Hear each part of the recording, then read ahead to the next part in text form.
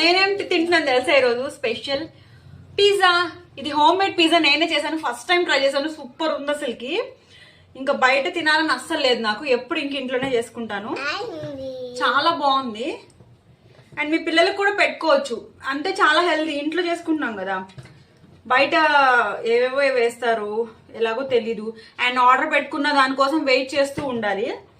So ఇది chicken pizza చూసారా, ఎంత యమ్మీ, ఎంత కలర్ఫుల్ గా ఉందో చూసిందా.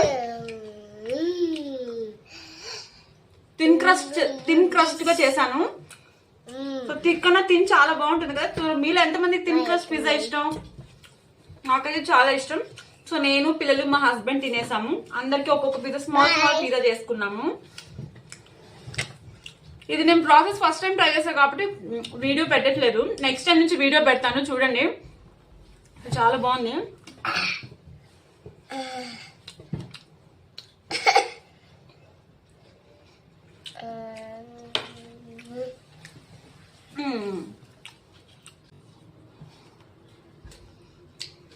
Super yummy pizza, super tasty pizza.